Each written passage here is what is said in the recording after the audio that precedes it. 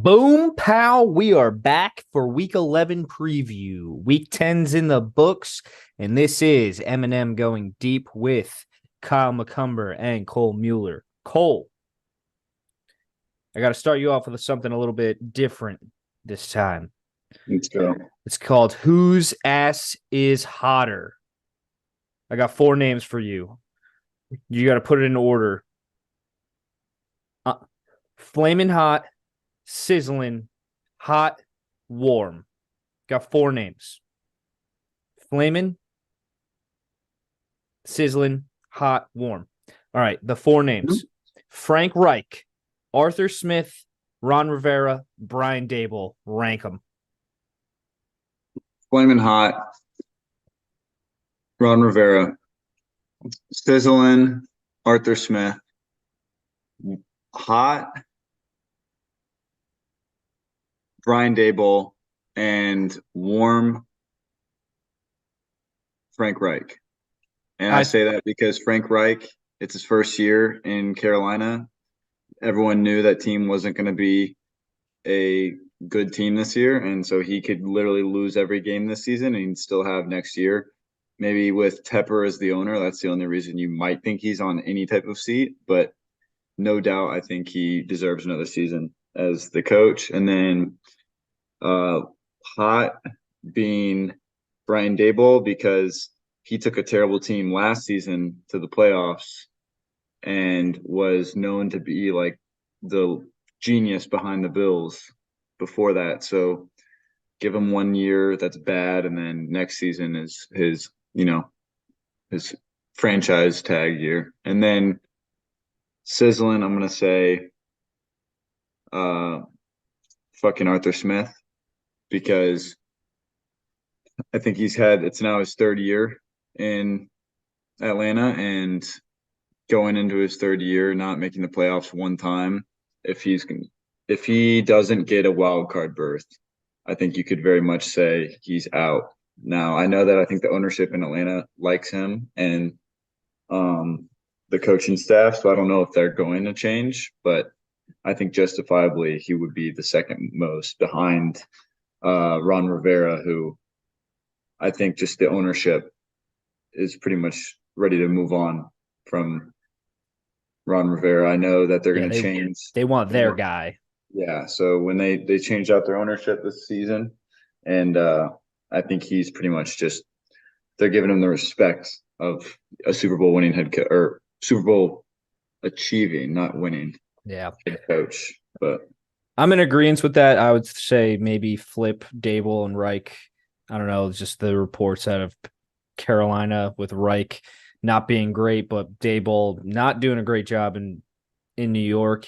New York media is all over him, and I'd say some of the play calling he had in this most recent game against Dallas, they were fireable offenses, like some of the plays that he was running with his third-string quarterback against a very talented Dallas defense, and maybe he's just in tank mode. I don't really know. Arthur Smith, some of the things he's done is just awful, and these last two losses are just not. I would say this most recent one's very unexcusable.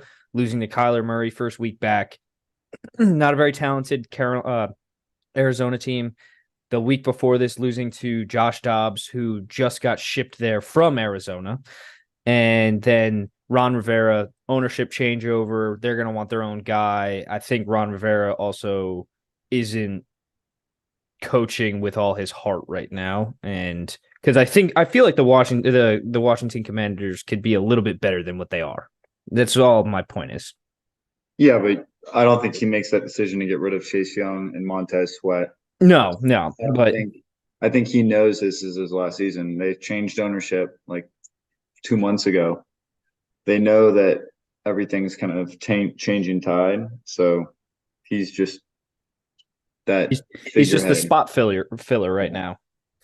And like they were gonna sit there and assess what they had this season and then take it from there. But let's get into a Week 10 review starting Thursday night in Chicago, the Windy City. Bears 16, Panthers 13. Yeah, you can start with this one. Bad football game. Bad football game, not fun to watch. Tyson Badgett versus Bryce Young. Bryce Young continues, in my opinion, not really to progress as a rookie. Because we all saw him at Alabama. He was a very talented quarterback, made very good throws. And we keep saying on this podcast week after week, got to get him weapons, got to get him weapons. But at some point, you got to elevate the talent around you, especially when you're going against a Bears team that's not very talented in themselves. Bears got another win. You beat the Carolina Panthers, who you hold their draft pick, so you pin them down, still having the number one overall pick. Question to you, Cole, off that is, if the Bears stick with Justin Fields, do you see them potentially trading out of the number one pick again? To get what, a tackle? Trading out of the number one pick because, say, a New England or a New York Giants or what's another bad team this year? So they're going to have the number 1 and number 2 pick, right? Tennessee Titans. I don't know. They'll have But number as right it now. I think seems, it's right now the number one pick is the Bears. I think their other pick is 7. no, I think it's Panthers and then Bears. Oh, so maybe the Bears are 7. Like the Bears. The Bears' own pick is 7. Yeah. Okay. Gotcha. Yeah. So if that's the case, you can't trade behind 2. You need the second pick because you want Marvin Harrison. But if you have And two teams back to back, say, or 2 or 3 that are vying for a quarterback, New York Football Giants definitely looking for a quarterback. New England Patriots definitely looking for a quarterback. Say the Patriots like Caleb Williams more than the Giants. you just have to understand Marvin Harrison is a player people will trade up. Like, remember the Falcons when they traded up 19 spots to get Julio Jones?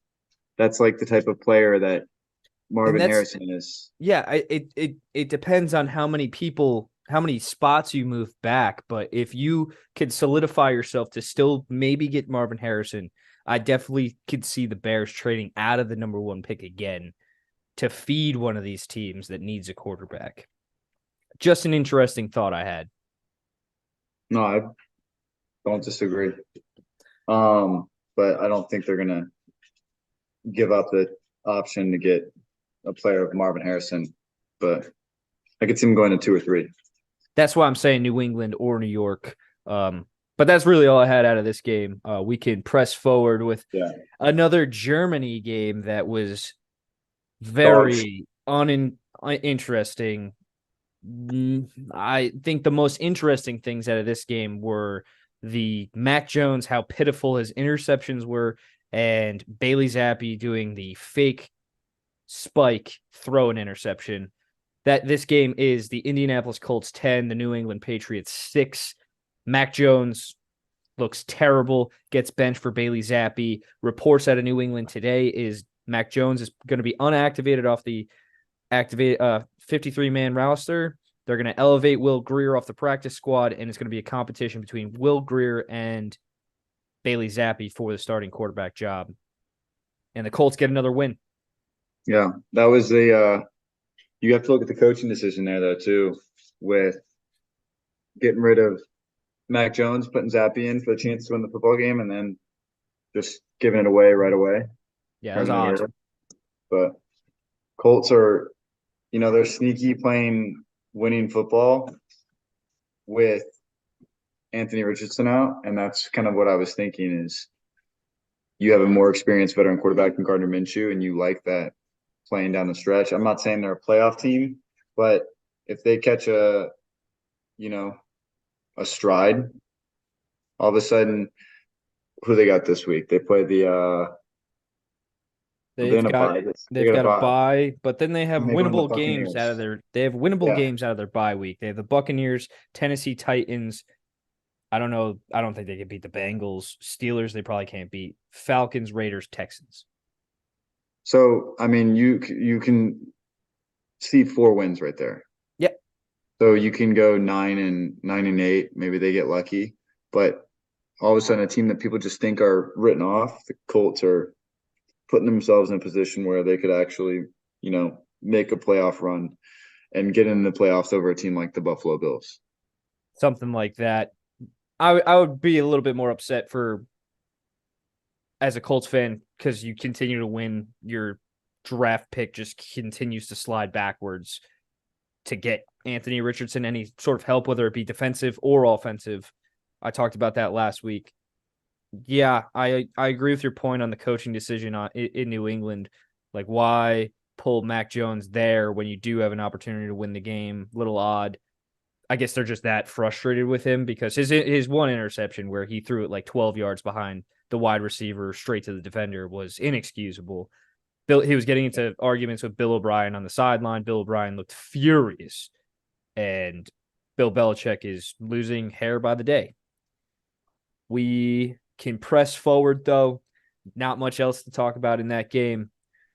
For this one, our next game that we covered, we'll head to Cincinnati, where we had one of the 5 game-winning field goal games.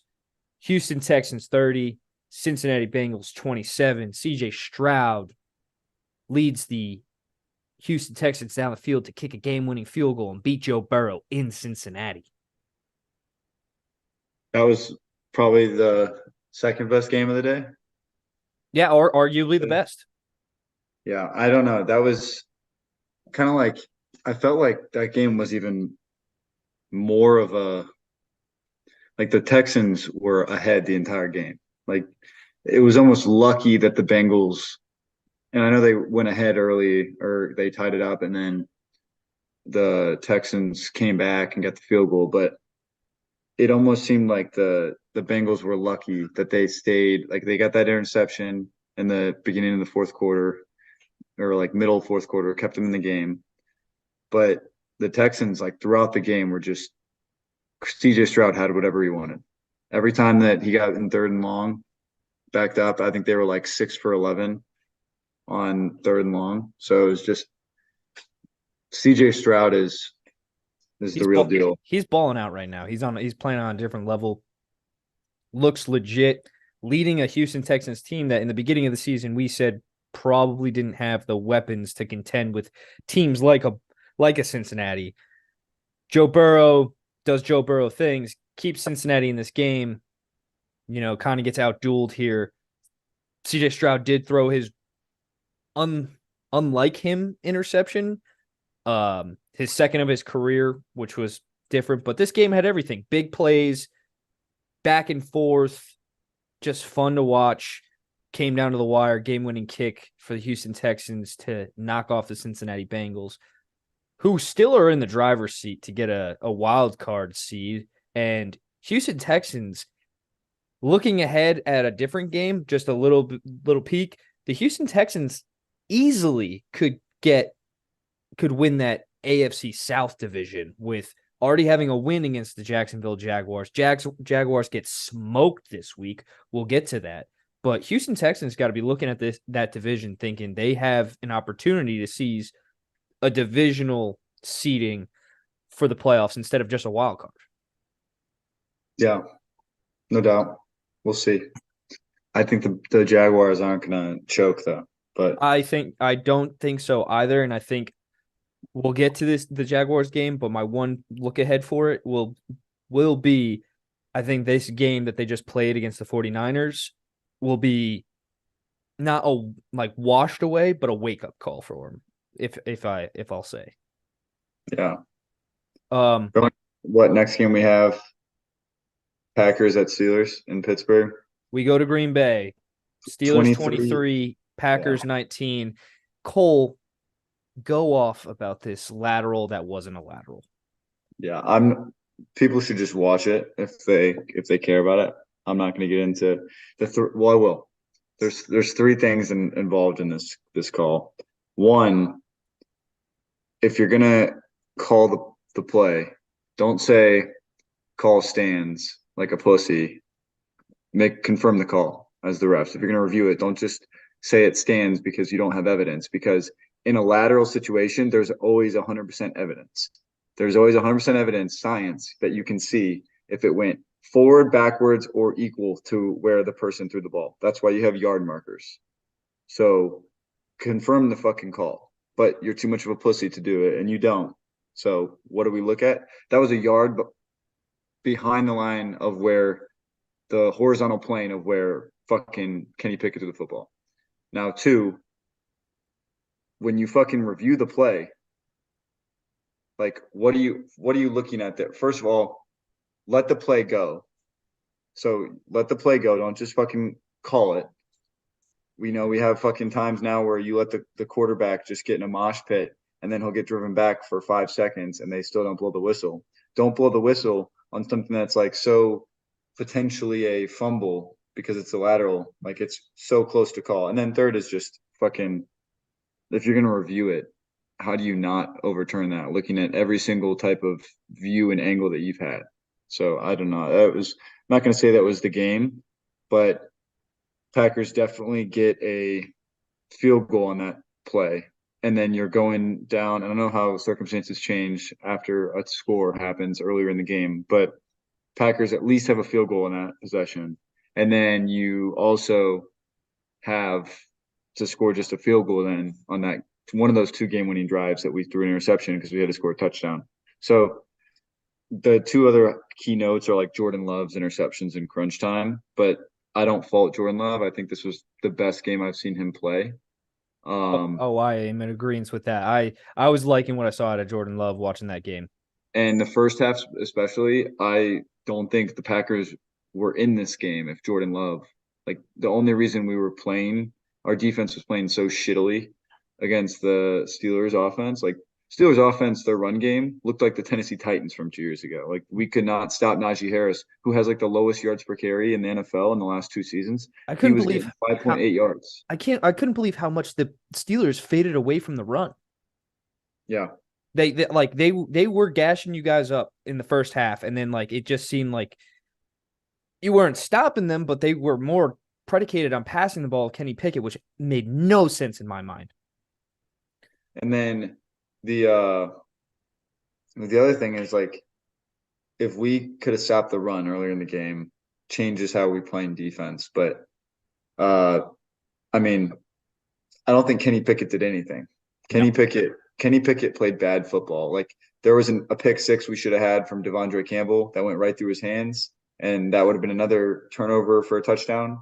So two turnover for touchdowns that didn't happen for us. Kenny Pickett only had 126 yards passing, no touchdowns, potentially two interceptions that didn't happen, or two turnovers didn't happen. Packers have a ton of young talent on offense that I like. People are like shitting on Christian Watson and Jordan Love, and that's the narrative is Christian Watson and Jared or Jordan Love suck, and just play the rookies. But and you had I'm not. stupid mistakes in this game by the Packers again too. Like Yeah, Dontavian Wicks, I can remember a distinct third down. Dontavian Wicks has ran a great route, was a yard past the sticks, and dropped it. Dontavian Wicks did not do that. That was Well, Christian Watson. was it Christian Watson? Christian Watson. Dontavian Wicks actually, him and Jaden Reed played Jaden Reed had a very good game. like perfect football, and that's why everyone's talking more about getting Wicks and Reed, the two rookies, the ball, and Christian Watson like take his snaps away. But I think they need to give Christian Watson the ball like Debo Samuel behind the backfield. They can't just make him run vertical and then catch the ball deep. But I think it's yeah, like another thing of like when you start the season hurt, miss all of preseason, and then come in mid-season, like everybody's in mid-season form and running on all cylinders, and then you're getting up to game speed. And then he came back, right, Cole? And then he went back, like missed another game, and now is back again. you talking about Christian Watson? Yeah. Yeah, he came back. He didn't miss a game, but he that game that he missed, he played like the first two series, and then he got hurt, and then he was out for the game. But Yeah. we have the three toughest games of our schedule coming up against the Chargers, the Lions, and the Chiefs. And then after that, who knows where we're at as a team. But if we can win two of these next three, I think you're looking at the Packers 100% different than you are right now at 3-6. If they go Especially to five, especially if Jordan Love progresses like he just did. Like that game was very good. if you go to 5-7, outside of the Chiefs, then you go against the Giants, Bucks, Panthers, Vikings, Bears. I like the team going 4-1 in that stretch. But I'm in agreement with that. we'll see. Steelers, your defense bails you out again. I've been harping on that your offense is absolutely putrid and that your defense is literally the only reason why you're winning games. And get into a game like a Baltimore where they're running on like full speed, not the game that they played against you where they're dropping balls left and right. Get in a game against Cincinnati who's all up to speed. You're not going to be able to contend with their offense unless your defense balls out and gets 2 to 3 turnovers. That's just how I feel about the Steelers. They've gotten outgained in every game they've played. We'll move Next on to the game, next game. yeah, Titans, Buccaneers.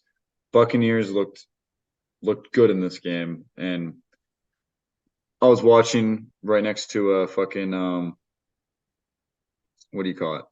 I was watching the game in Denver next to a Buccaneers fan, and honestly, the fact that I was pissed because I was watching the Packers game on that TV, and then without anyone asking me if I was watching that game, they just changed it to the Buccaneers game, and I'm like, this is irrelevant. Who gives a fuck? But so I had to watch some of it. The defense was playing good. They honestly should have had 2 more turnovers on Will Levis. Will Levis didn't have like a good game. I don't think he got a lot of help though. And honestly, I think this is just kind of a reality check of where the teams are. I think you're less bullish on the Bucks than I am as far as the season. I think the Bucks can be a good team, and they're still in the wild card shot in my mind. I think the Bucks are a team that can get there and do it. They have a veteran team, and if they just get their pieces going, and then Baker Mayfield gets on a stretch and he's a streaky quarterback, like a la Dak Prescott, you never know. I don't know. I don't trust Todd Bowles. I think Todd Bowles is a bad coach. I think he makes bad decisions. Baker Mayfield, he's up and down, streaky, like you said. He, man, I don't really want to talk that much about Baker. Yeah, but Will Levis didn't get help. It's a reality check for for the Titans that he is still a rookie. That first game, he was dicing up the Falcons. That actually makes 3 really bad games for the Falcons in a row. Now I'm thinking about it. Anyways, Will Levis, he's gonna round into form hopefully for the Titans because league's better when there's good competition and Titans are a bad team right now. Bucks, hey, I know you said I'm a little bit more bullish than you, but Bucks probably still have an opportunity at that NFC South division title with Saints losing Derek Carr. I know. You're saying that the Bucks do?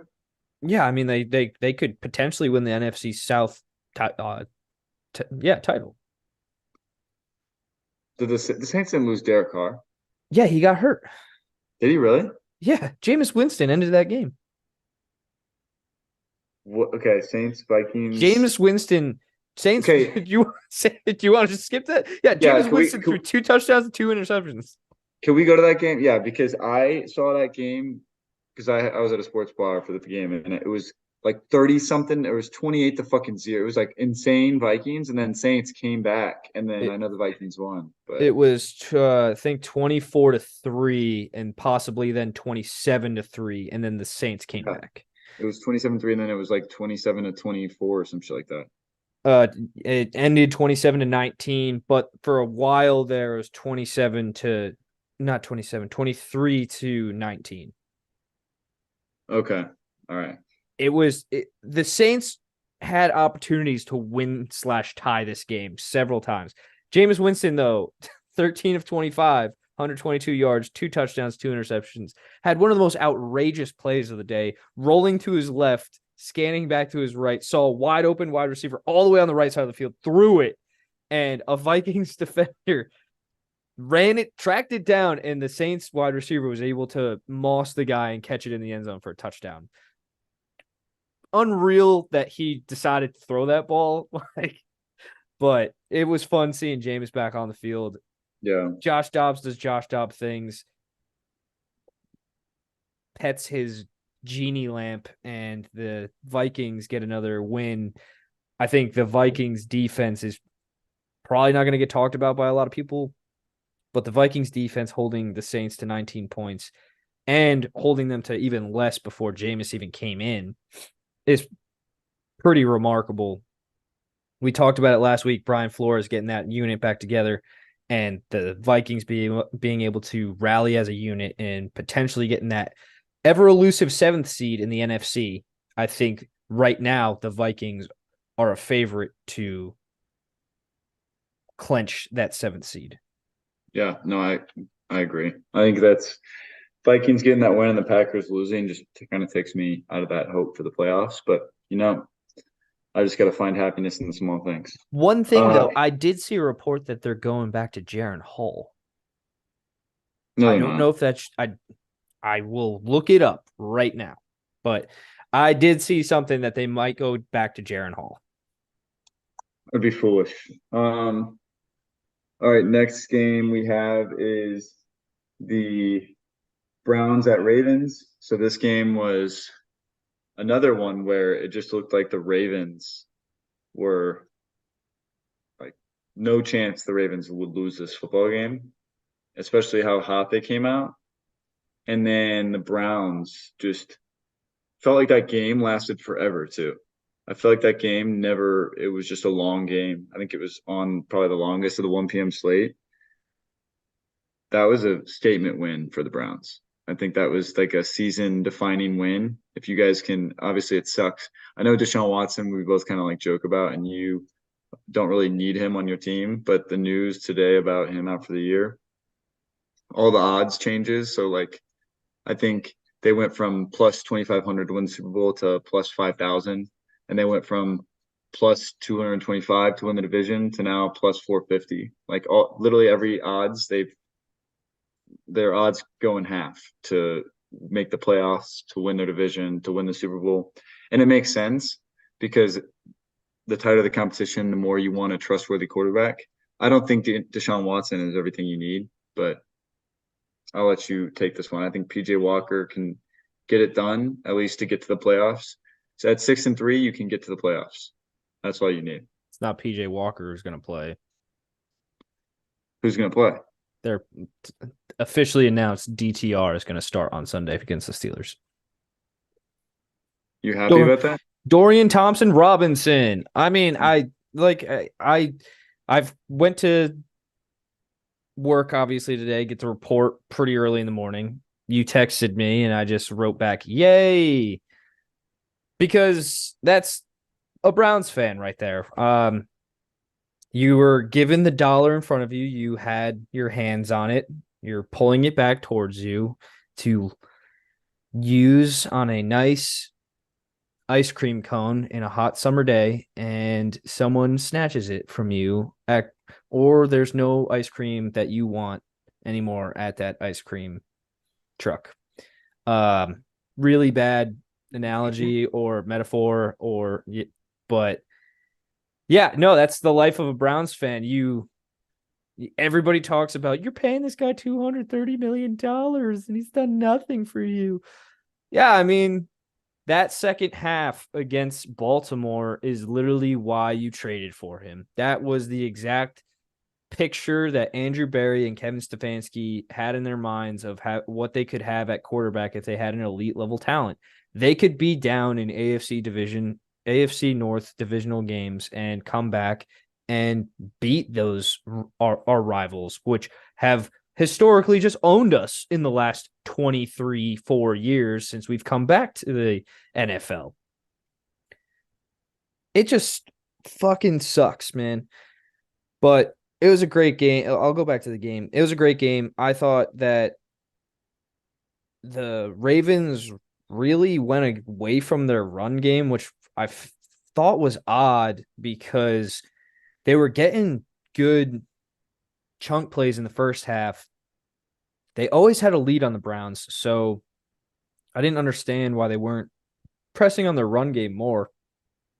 They were continuously trying to throw the ball, and eventually the Browns front seven just was in Lamar Jackson's lap over and over and over again. They were relentless in the front seven. Myles Garrett, Darius Smith, Ogbo Okoronkwo, Dalvin Tomlinson, Jake. What the hell's his name? His name's not Jake Elliott. Oh my god, I just totally misplaced his name. Anyways, like those guys, and then we were blitzing safeties and corners. Greg Newsome got home on a sack. Grant Delpit nearly had a sack. Jordan Elliott. Jordan Elliott, thank you. Those guys were stepping up, and then the even bigger thing was Denzel Ward gets hurt early in the game. We have to bring Mike Ford in, and he's covering Odell Beckham Jr. Gets absolutely torched on one play, but then makes a miraculous interception on another play. Like, he's in making plays. Rodney McLeod has to come in because Grant Delpit gets hurt on a couple plays. He makes an interception on a third down, but it gets called back because the Ravens, on every third down that they had in that game, had a flag on the Browns, and they got a call from the referees. Did I agree with all the calls? No. Some of them I was like, yeah, that's a penalty. Some of them I was like, that's fucking ticky-tacky bullshit. And we were playing in Baltimore, so whatever. The muffed punt, that was the thing that I took the breath out of my lungs, that I was like, this is the same old fucking Browns. That's the reason you lose. I literally, yeah, I remember seeing a picture or of the screen when I saw that, knowing how you'd react of how bad that was. And it would just seem like no matter how much adversity your team faced in that game, it was always, like to win that football game is crazy Oh, in my mind. it was The Ravens monumentous. Ravens were the hot team that no one could beat, and the fucking Browns beat them, which is cool. And that's 2 times this year that the Browns have gone against an opponent that the NFL has the stated, Niners. this is Yeah, the team, like right now. This is the hottest team. They you go against the you're Browns, playing them when they're hot. and Yeah, we fucking put out their flames. I got a question for you. Well, it's a series of questions. You have to answer as fast as possible, like quick reaction. yeah. Water or Gatorade? Water. Ass or tits? What? Ass or tits? Ass. Blondes or brunettes? Blondes. Lamar Jackson or CJ Stroud? CJ Stroud. Ooh, interesting. I just wanted to see what you would say. Because I didn't think Lamar had that bad of a game. I know that like he missed some throws, but like I said, the Browns defense was in his fucking face the entire game. They were relentless. And he got banged up on a couple plays. But I just wanted to see what you would say, CJ Stroud or Lamar Jackson. And I might even lean towards CJ Stroud. I mean, it depends if you're talking like franchise mode or you're talking Right fucking. now. I don't know. I don't think the Ravens have a playoff pedigree. I don't think Lamar Jackson has a playoff pedigree, so I don't think you can really. I'll go CJ Stroud. You put him in the Ravens offense, who knows? But Interesting. Ravens, I think you're going to be fine. I really think that you're still the favorites to win the division. Browns sucks with Deshaun Watson. We'll talk about it probably a little bit more when we preview Week 11. It's just a sad day. A sad day. After being like so high off of a very big win. yeah, but moving along, 49ers Jaguars. That was the game that I had as the best game of the week. Turned out to be just abysmal. I witnessed a diehard Jaguars fan that almost jumped off of a barge that we were on mid-game, as that just became the most out of hand. Like that was the game of the week in my mind, and that just turned into be out of control. I knew the Niners were not going to lose that game. There was no way the Niners lost that football game, but the Jaguars were another team that was the hot team, and that was just you called it a wake up call, but I think that's a one off. I think that's a team that's gonna make the playoffs easily, win the AFC South, and then probably Easily? I don't see the Texans giving them a fit, but The Texans already beat them one time. I know, but I'm saying like right now, Jaguars have 3 losses.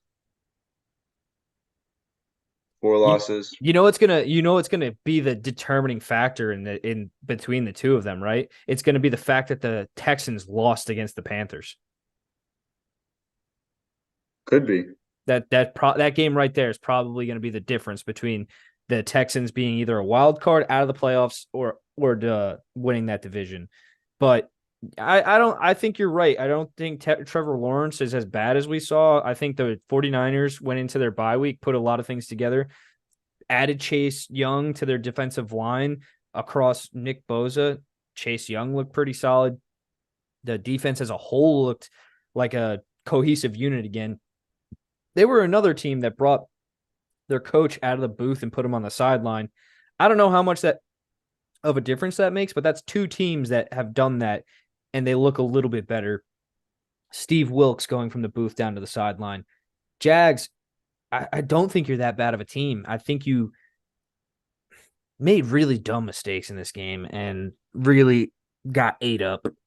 And I just don't. I hope that's not their trend because, like, obviously, I held their Bills win pretty high, but now looking at the Bills after these last couple of weeks, how big of a win is that for the Jaguars now? Because they have looked bad against the Chiefs and now the 49ers. But we'll see if that they turn it around. I think Doug Peterson's a good head coach, so I think he'll right that ship. And Trevor Lawrence is still pretty young. Yeah, I'm not worried about them. Uh, Fuck, who else? Oh, the Saints Vikings. We talked about that. Never mind. So now we go into Falcons Cardinals. Kyler Murray returns. What do you think? Kyler Murray looked good. I mean, held them in this game, put up points, and then ultimately took them on a game-winning field goal drive. And that was fun to watch. It was vintage Kyler Murray running around like a little child with a knife at the pool party. He looked smaller than everybody still, but didn't look like he lost any speed or quickness. Yeah, I didn't watch any of this football game. I followed the score. I did see the highlights of him, impressing, hitting some throws to Trey McBride, the up and coming tight end, Mm-hmm. Marquise Brown, but I don't really think, that's going to do any benefit. I know you mentioned with the who was it? The Colts, winning games is only going to hurt them. I think with the Cardinals, that's definitely the case. Winning games is only going to hurt them, but you know, I think the Falcons are really going down to earth on what they really are as a team. So Are they a quarterback away? I don't know, because what are you gonna say about their defense too? Like their defense is so inconsistent. Got torched by Will Levis, got torched by Josh Dobbs on 5 days of being a Viking, and now got diced up by Kyler Murray first week back from an ACL injury. Yeah, I don't know. I think you got to really check yourself if you're that the coaching staff. There's got to be something going on inside the building that makes them justify what they're not doing with their offense. But I don't know. What Desmond Ritter came back in the game, so now they're just doing like Now they're back to Desmond Ritter. they're figuring it the fuck out. We have But to see his fucking face again. I know. But yeah, that game sucked. That's what Uh, ultimately cursed us is the fact that we hate looking at Desmond Ritter so much that it basically was like Taylor Heineke was never going to have a chance. He was going to come back. mhm. We got Lions at Chargers. Another really good game. This was your best game of the week. So bravo. You got Lions, who I thought were gonna maybe lose this one for a second when Justin Herbert just kept on answering. But that last drive, that field goal to go ahead, Keenan Allen just went off absolutely. What did he have, like 175 yards, I believe? Something like Um, that. yeah, 175 yards, 2 touchdowns. Fucking Amon-Ra St. Brown, 156 yards, 1 touchdown. Just some high volume players, and Yeah, then going back and forth. yeah, David Montgomery taking care of business, over 110 yards. Austin Eckler playing against a tough defense, still getting over 65 yards and a touchdown. But Everybody both put up quarterbacks, stats in this game. yeah, both Both defenses quarterbacks look played really bad. well. Both quarterbacks played really well. I know Jared that. Goff looked really poised in the pocket and was very deliberate on where he was putting balls and how he was orchestrating the offense. Justin Herbert looked vintage Justin Herbert, like putting on a show against all odds to keep the Chargers back, like in the game, giving them an opportunity to win, and then obviously their defense blows it. 533 yards of offense for the Lions in this game. And the fucking worst thing about it for the Chargers is how much money they've devoted to their fucking defense, and they have a defensive head coach. Yeah, I agree with that. That's something that I think he's more on the hot seat than fucking any of the coaches you talked about. I didn't include him Maybe because outside of Ron Rivera. he is, so it was, what was it, flaming, sizzling hot, warm. He is burnt to a crisp. Yeah. Okay. All right. Next one. Giants at Cowboys. Next game. Tommy DeVito Next is game. a legend. Tommy DeVito's family is straight out of The Sopranos. Tommy DeVito's family was everything I imagine when you talk about a family that is super Italian, eats 27 meals on Christmas Eve, and dad just wants to eat more pasta. They kept showing his family. His family was awesome. His dad even commented about Brian Dable. You could read his lips, and he was commenting about Brian Dable's play calling, which I thought was funny. Other comment out of this game, Dak Prescott continues to impress. Yeah. He's impressing on my fantasy team too off the waiver wire. And all of a sudden, Cole Mueller is 5-4 and looking in on the playoffs out of Ooh. 2-4. No, I was, yeah. Yep. Get ready. But anyways, How are you? How do you only have 9 games? no. So I have to be 6-5. Or no, Okay. I'm 6-4. 6-4. Yeah, there you go. I'm 6-4. Yeah, so I'm 6-4. I was 2-4. Damn, 4 game And win streak. don't look now. But anyways, who gives a fuck? Dak Prescott, literally everyone on that offense got their points. And Giants, just be happy with being a bad team this year because you're not gonna ever be good enough to, you'll probably beat the Packers and then that'll be your last win. But anyways, next game, Commanders Seahawks, another really good football game. Seahawks were lucky to pull away with this one. Seahawks should have been on a 2-game losing streak. Was hoping for it. Sam Howell is him and CJ Stroud lead the league in passing. Yeah, Sam Something Howell is legit, man. which is just it's funny that like people just thought the Commanders were, I know we were talking about the Commanders versus the Falcons and like both one quarterback away, but I mean they have the quarterback in my mind. But I think he's sold me over the last 4 weeks at how good he is. But He's definitely come into his own. He is looking more confident, taking less sacks. Eric Bieniemy's giving him good plays that he can be successful on too, and he's got good weapons around him.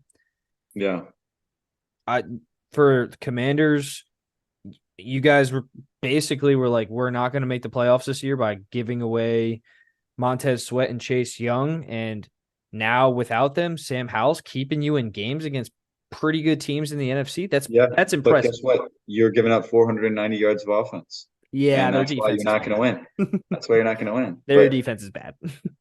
next next game, Jets at Raiders. I think this was the equivalent of the fucking Patriots and Colts, or Patriots and Patriots Colts. Just a abysmal football game, and I mean, this was terrible. I hated it. I solely tuned in because I was down 28 points and I had the Jets defense and then Javonte Williams and James Cook on Monday night. So I solely tuned in to watch the Jets defense. Zach Wilson, he made some throws looked kind of good. That interception at the end, he totally should have saw that middle linebacker. That's a thing that you are like, damn, if we had Aaron Rodgers, probably win that game. Aaron Rodgers is already marking a date on his calendar that he's going to come back from the injury, and I have a feeling it's the week before they play the Browns. So that's super fun for me. Another just thing in a long line of things that can't go right for me in my life, just suck. But Jets, you're so close. Raiders, you're a fun team now. Interesting conversation with Antonio Pierce if he's going to play coach himself into long term as the Raiders head coach. So yeah, two things on that. One, how do you only score 12 points and have 365 yards on offense? Crazy. Raiders, I agree. They can't be the team that just gives away their best coaches via interim head coaching spots. You know, Rich Bisaccia, letting him go after he's from my went on. hometown. Yeah. So, I mean, people still, I think, what is it? Mark Davis just like already admitted like a year ago or this season that like he shouldn't have let go of Rich Bisaccia. But you know, it is what it is. I think if they make the playoffs, you definitely have to keep him as a coach, but that's a long way ahead. That's all I have on that game. Yeah. Broncos at Bills. Oh, so okay. We got some stuff to unpack here. One, Broncos 24, Bills 22. Broncos win. Game winning field goal. Bills. Let's go with that one first. Bills, you look bad. You look bad and you keep turning the fucking ball over. What's one thing you shouldn't do in games? Turn the ball over.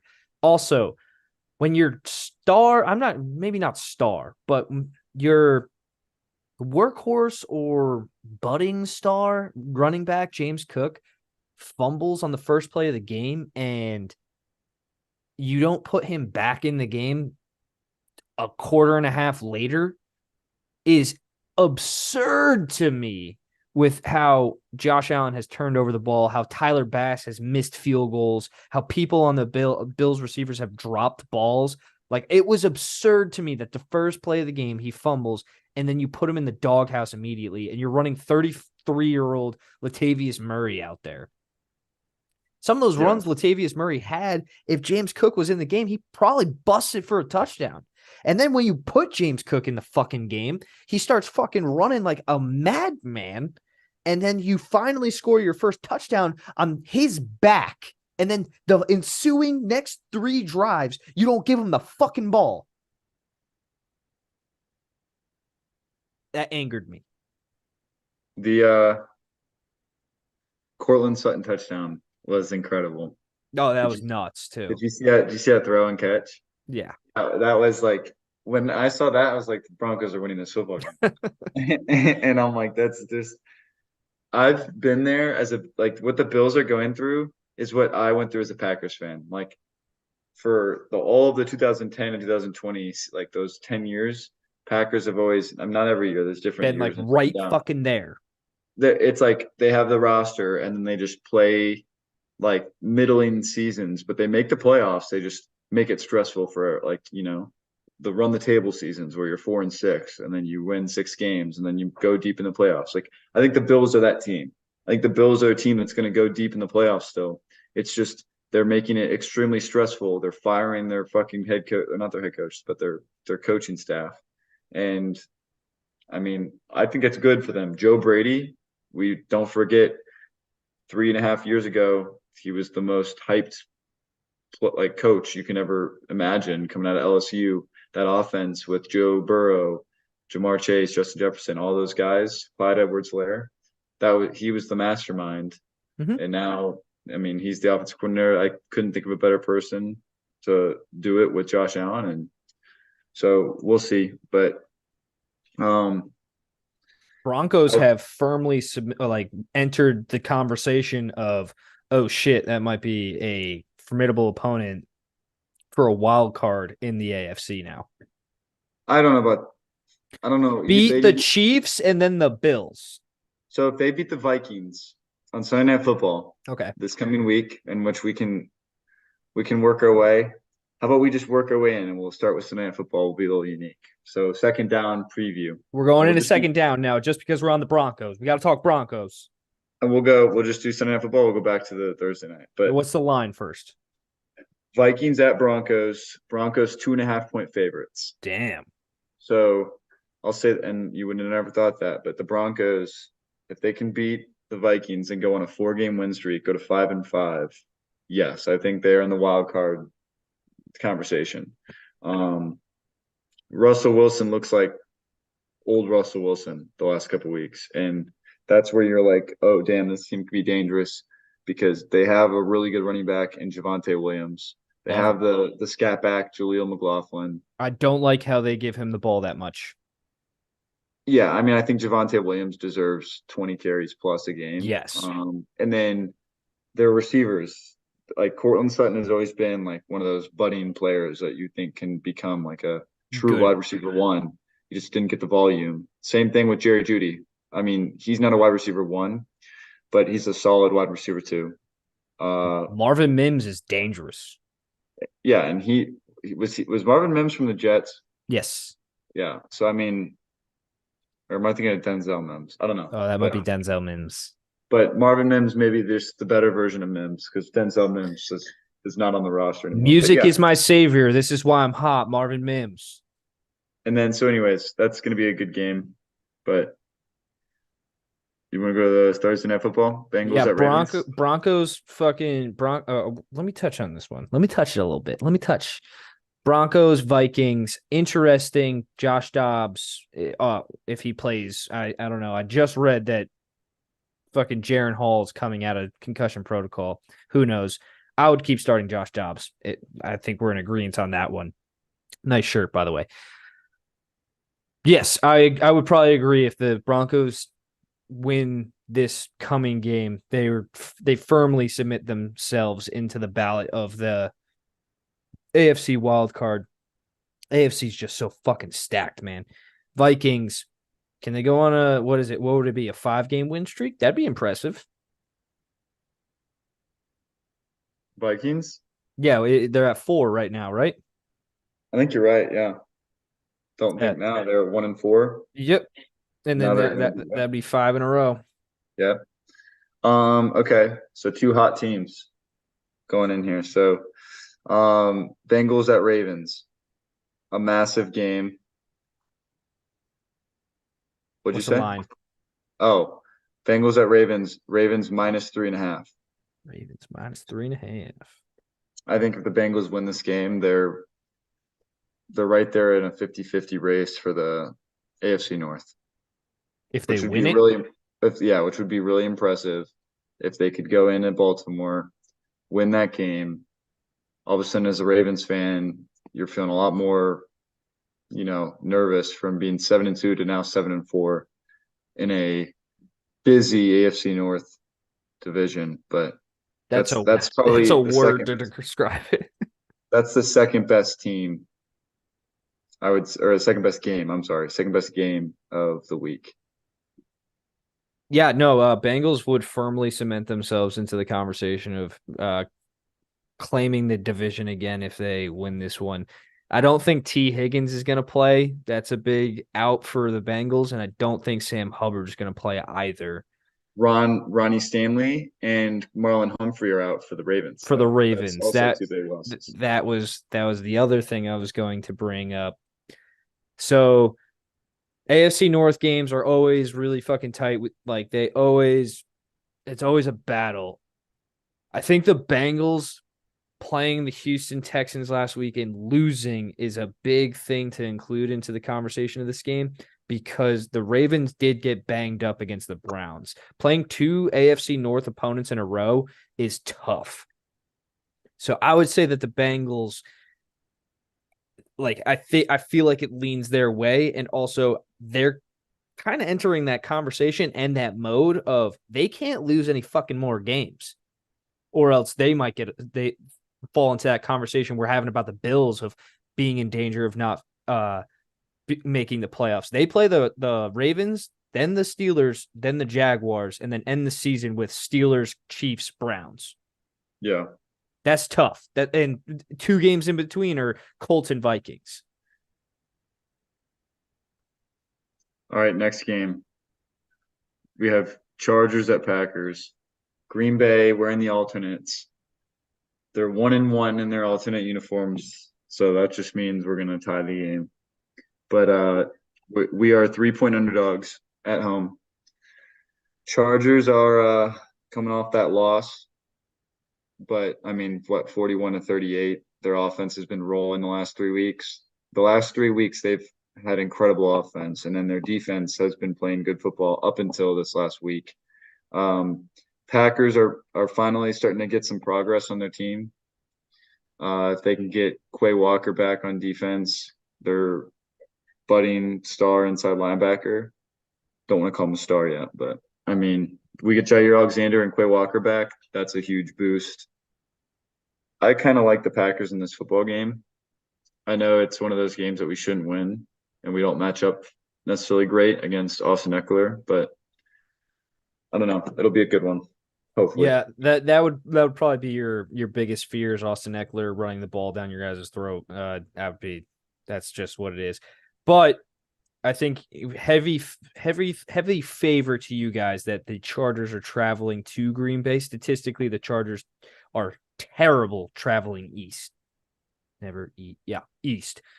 Um, Quay Walker is Jenkins in danger or Kenny Clark in danger of not playing?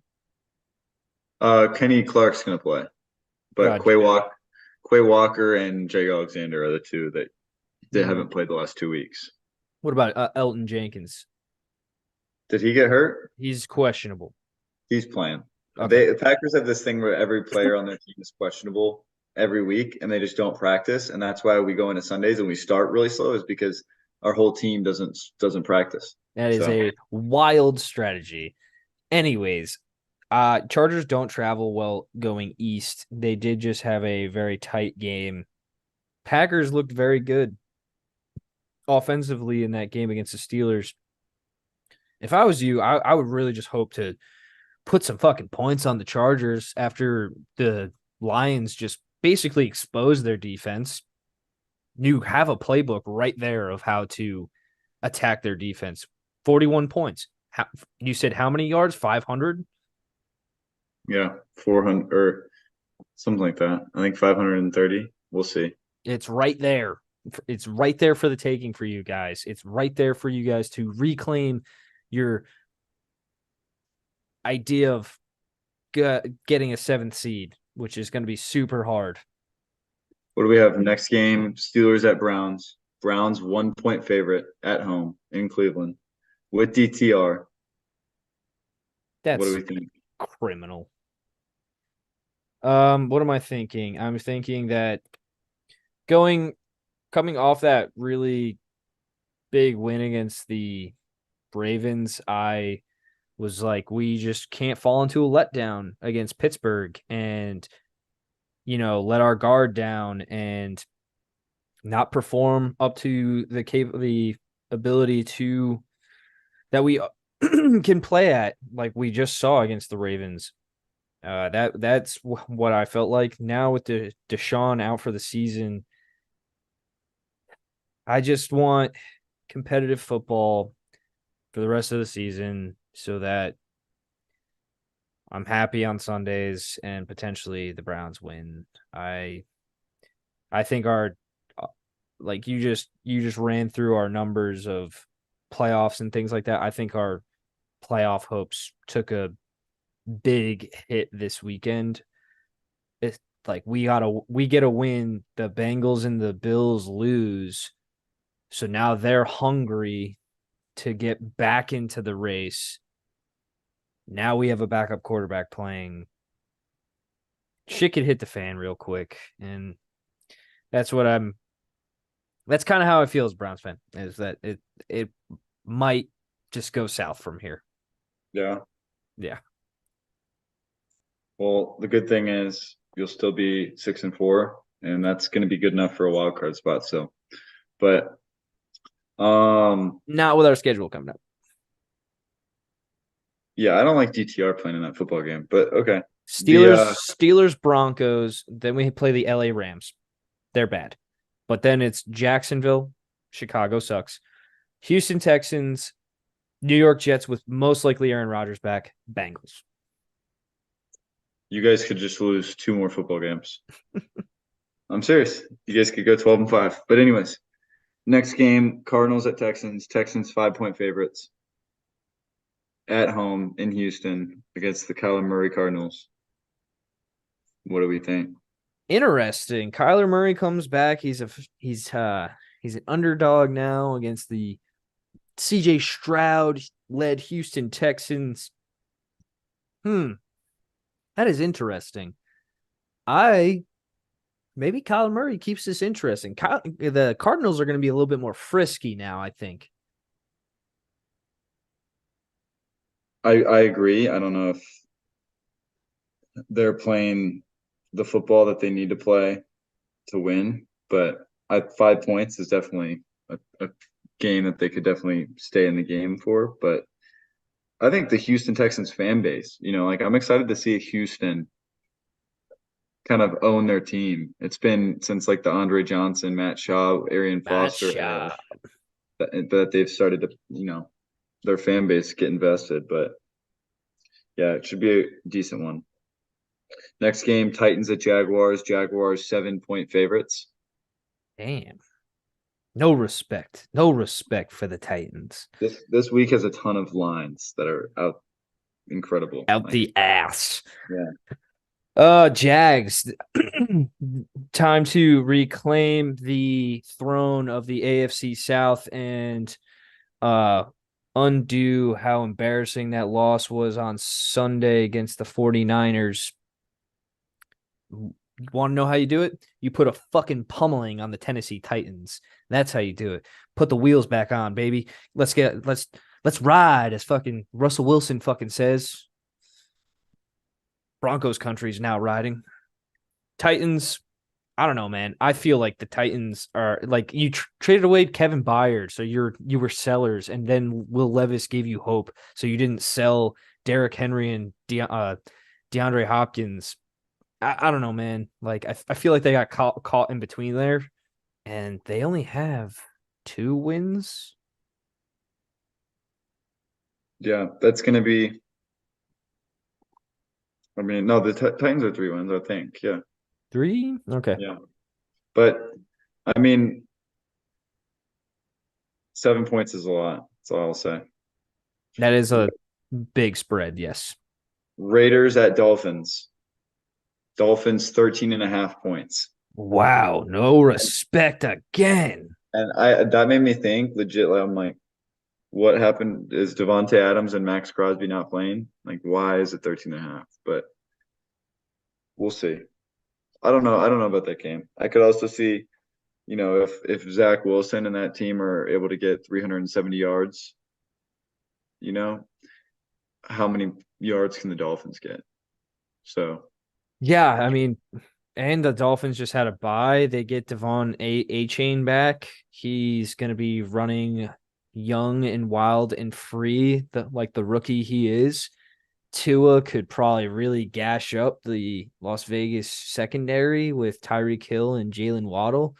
Jalen Waddle's now 100% healthy coming off the bye. Vegas, yeah, it's a nice story, but what really are you? You played the last 2 weeks, you played the Giants and the Jets. That doesn't really mean that you're, really in the conversation to be a contender in the wild card picture. no, I agree. Next game we have brought to you by Lambeau is the Cowboys at Panthers. Panthers 10.5 point dogs at home.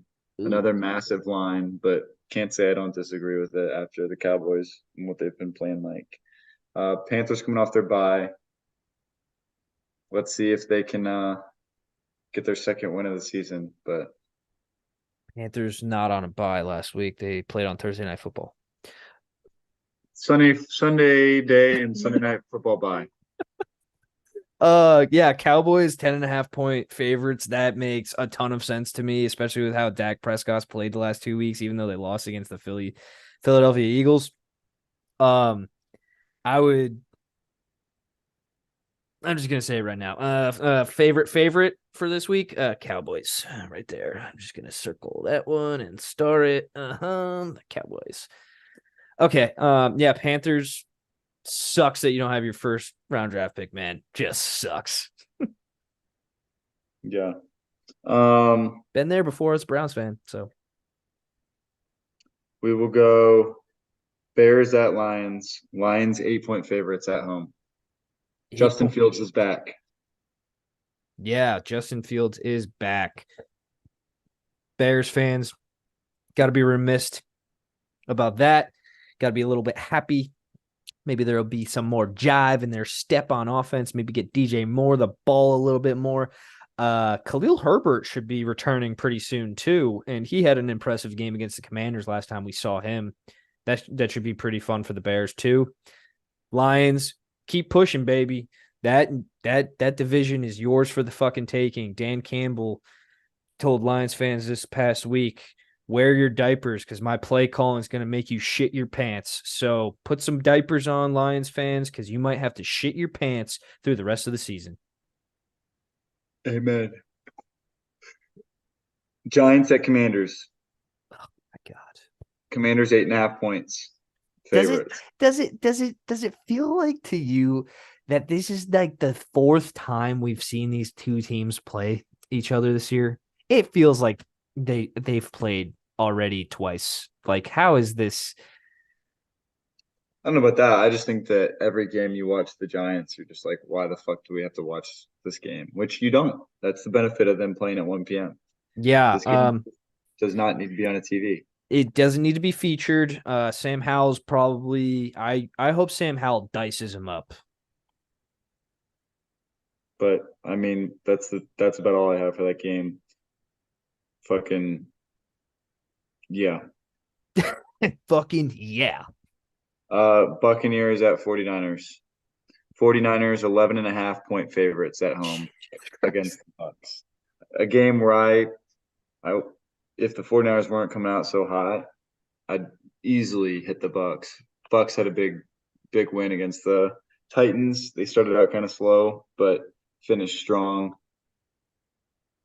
If I was picking, I'd pick Bucks in this game, just in my mind, thinking about an Points. 11.5 point spread, but I Yeah. don't think they'll win. You know that team gets paid to play football too. Never know what's going to happen in the NFL, as we've seen this season. 11.5. That's a lot. Next game we have Jets at Bills. Bills 7 point favorites.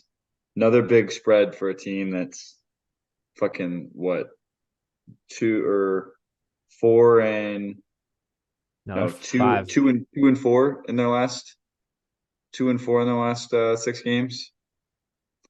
I believe they were 3-1. The Bills. Okay, that's what you're getting at. Okay. 2-4 in the last 6 games. Yeah, and their buys week 13. Yeah. So So yeah, yeah, 2-4 in the last 6, and now they're 7 point favorites against the Jets, who I know the Jets are not a great team, especially on offense, but they beat them they are. already. I know, which makes me want to pick the Bills even more. But the Jets are just as hungry for a win because that fan base needs that team needs a win if they want Aaron Rodgers to come back. Yeah, Rodgers won't come back. that's what we talked about last week. Is like Yeah. the Jets need to win these games right now in order to have the potential of Aaron Rodgers come back and play them into a wild card, because I don't think they're going to catch the Miami Dolphins, or if the Bills get hot, which I don't think the Bills are going to get hot because there's their schedule. Let me click on this real quick and I'll read it off to you to remind you. But Jets need to be able to, have a reason for Aaron Rodgers to come back, or else he's not going to. Bills schedule coming up. Jets this week. Eagles, at Chiefs, home against the Cowboys, at Chargers, and then end the season Patriots at Dolphins. Not fucking easy. Yeah. Bills, they like win this week, lose two in a row. That would put them at 6-7 playing the Cowboys. That's that's a hole, man. That means you're ending the season 10, like the highest you can get is 10-7. And I don't even know if that's going to be a wild card, especially with some of these other losses that you have during the season that could be tiebreakers. Yeah. They lost against the Jaguars. They lost against the Bengals. They lost against the Denver Broncos. Those are tiebreaker games. Speaking of tiebreakers, we had a tie in our rankings on pick six, or not a tie, but a push. But We'll that get to game, that. We'll yeah, get to that. we'll get to that game. But oh, it's a different game than I'm thinking of. Okay, never mind. I thought it was going to connect. Um, Seahawks. I thought it was the Rams game. Seahawks at Rams. I'm looking at 2 different weeks, so I'm looking at previous week and then future week, and that's why it's fucking with me. Seahawks at Rams. Seahawks are favored by 1 point on the road in LA. That's a weird spread to me. I know. Well, I think it's just because Rams are off the bye. Still, though, they have not looked good. Yeah, I mean Neither are the Seahawks, but Matthew Stafford's back. I think the Seahawks are a little bit fraudulent, and it's a road game for the Seahawks, so their home crowd goes out the window. I know you think the Rams are bad. I still think the Rams are a quality team. no, they A were my. la, I a la liked the the Rams, Commanders. but like, I don't know, man. They just They looked have bad Kyron against Williams. They have Kyron Williams back. They're gonna have fucking Stafford back. Stafford back. They're gonna have Puka Nakua, Cooper Cup, Tyler Higbee. Like their team is still resemblant of 2 years ago, but whatever. It'll be an okay. That's the only game that's like, I mean, all three of those 4 p.m. games could be decent, but they could also all become blowouts. I guess the one to tune into is the Jets and Bills. Yeah. But if you're going off at the closest spread, Seahawks, Rams, Seahawks, Rams. all three have playoff implications. But yeah, we have Sunday Night Football. We already talked about Vikings, Broncos.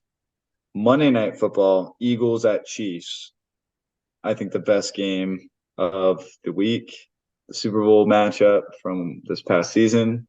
Chiefs are 2.5 point favorites at Yep. home. 8-1 Eagles versus 7-2 Chiefs. Probably just one of those games where Eagles defensive line and then the Chiefs defensive front, which team can make the most impact and get in the face of the offense the most. And I don't know. I like the Chiefs with the home crowd, but don't know if they have the firepower on offense yet. Interesting that these teams are facing off, both coming off of bye weeks. Oh, I didn't know that. Could we see a little slump out of Travis Kelce traveling to Argentina to party it up with his now girlfriend, Taylor Swift? Yeah, no, that was just something I wanted to throw in there. But excited for this game. Super Bowl rematch. Don't always get those the year after they play. And sometimes Super Bowl teams fall off the year after. Both teams look primed to return to the Super Bowl this year. Eagles still sitting at top of the NFC rankings, and Kansas City now sitting atop the AFC rankings with Baltimore falling off last week. Yeah. Both teams didn't lose a lot in the offseason, and besides the Eagles losing both their offensive and defensive coordinators, I think that's a big loss.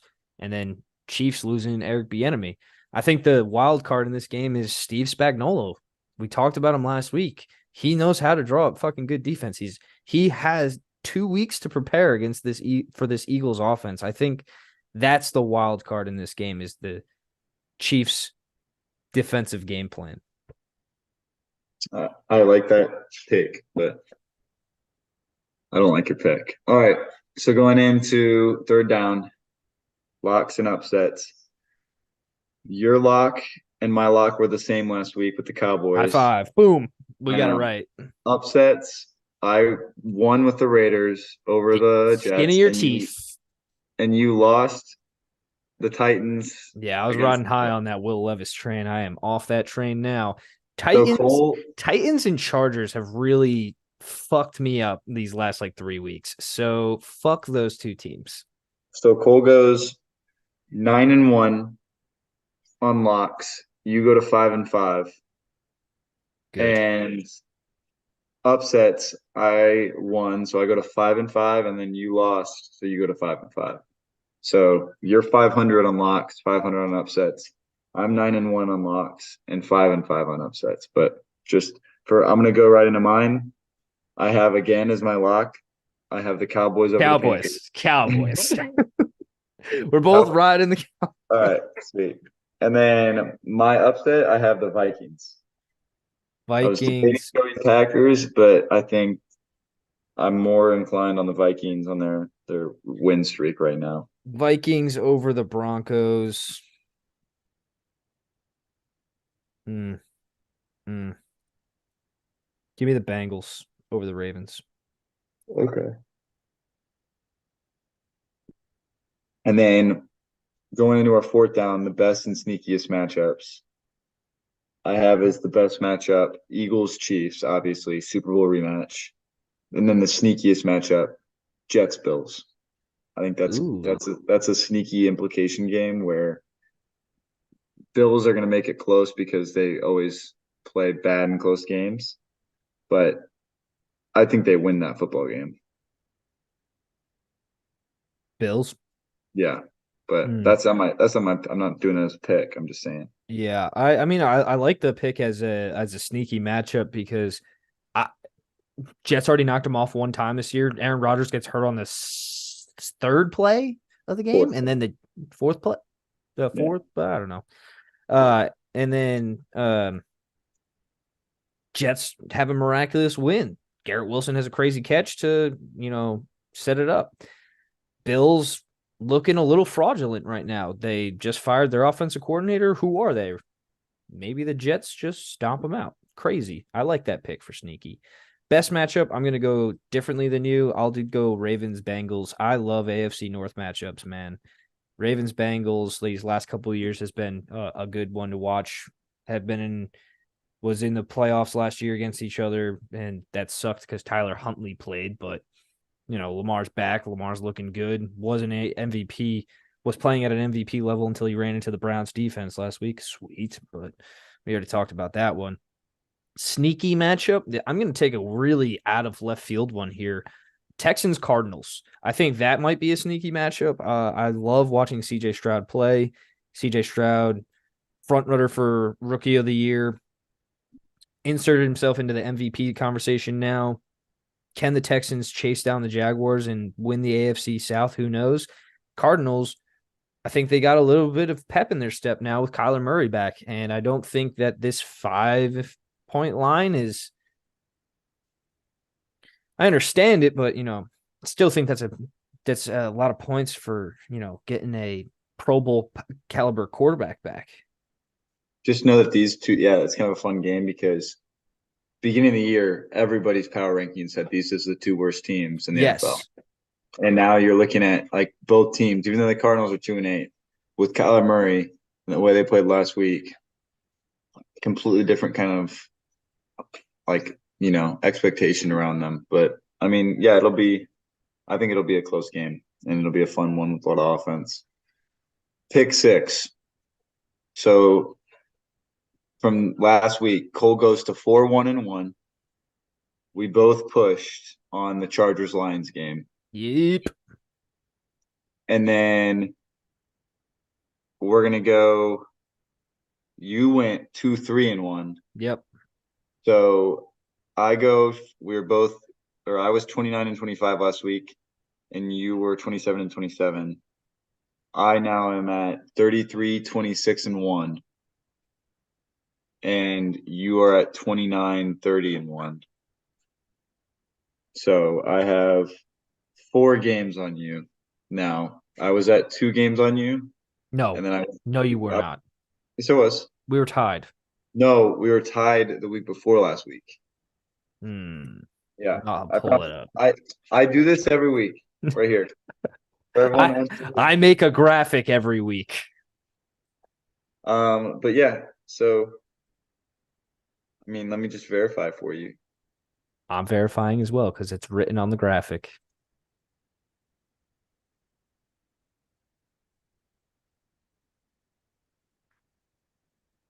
Do do do do. It's loading. Uh, Give me your first pick though while it loads. Hang on. Ravens Oh, off the bat, you're going Ravens 3.5. -3.5. No, Yep. you asshole, you're wrong. We were both 29 and 25 last week. Okay, so all right, hey. Stop giving yourself wins and stop No, documenting I'm wins. no, I'm giving myself the wins the You're, right way. it is documented. Last week we were So both then 29 and 25. so then you are 31, 28, and 1. Yes. And you are 33, 27 and 1. Right? Yep. Yep. Okay. So now I have Ravens -3.5. Go ahead, give your first pick. All right. First pick is for you is Ravens -3.5. First pick for me is Bengals +3.5. Bang. Perfect. All right, next pick. I have Chargers -3. I have Packers +3. Okay. I mean, the Chargers have just honestly fucked me over and over, and I should just go away from even saying anything about their games. Next game I have Steelers -1. I have Steelers -1. No, +1. No, it's -1. No, they're +1. Steelers are -1. No. No, no, you're right. You're right. You're right. You're right. You are right. You are right. Good call. I'm looking at my shit wrong. All right. I have Jets +7. Jets +7. Interesting. I'm staying away from that game, but doing a risk. Cowboys +10.5. -10.5. Wow. I have Seahawks -1.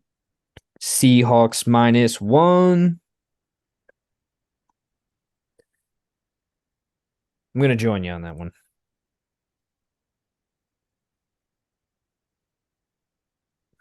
And then I have last pick Eagles +2.5. Eagles +2.5. Interesting.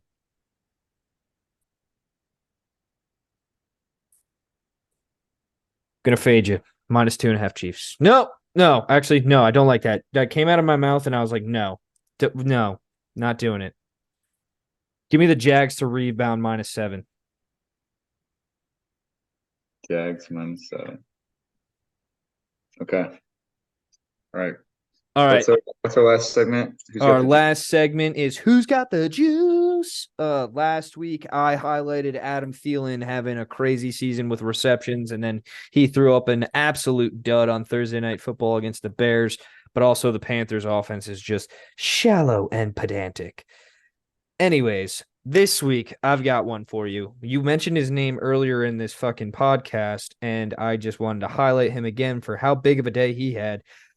Amon-Ra St. Brown, 8 receptions on 9 targets for 156 yards and a touchdown against the Chargers. He gets a juicy matchup against the Bears secondary this week. Look for Amon-Ra St. Brown to continue his fucking reign in the AFC North. Also, I have a second pick as well because I think this guy needs to get mentioned, and I think Cole likes this dude. I'm not sure. I'm just making that up. TJ fucking Hawkinson, dude. Gets traded from Detroit last year, comes over to the Minnesota Vikings, instantly makes a difference as the tight end for the Vikings. This year, he's having a monster season as a tight end. This past week against the Saints, 11 receptions for 134 yards and a touchdown. TJ Hawkinson is on fire and has another juicy matchup this week against the Denver defense that is giving up the most points to tight ends in the NFL in fantasy football. TJ Hawkinson, my other who's got the juice. And then mine's going to be Dak Prescott. Damn. 400 plus yards, 2 back-to-back weeks. He's cooking. People are saying he's in the MVP conversation. I wouldn't doubt it, but yeah, I mean, if the Cowboys can finish strong, maybe steal the NFC East from the Eagles. Yeah, I could totally picture that. Any closing comments, Cole? that's all I got. That's all I got too. That is another week of MnM Going Deep. We will see you at PS Tavern on Sunday for NFL football. We will be there. Little plug real quick. Chugs with Andy on my Twitter account. Go follow our Twitter account. I gained 100 followers this past weekend, Cole. Go MnM Going Deep on Twitter.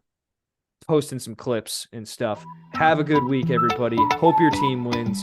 And as always, go Browns. Go Browns.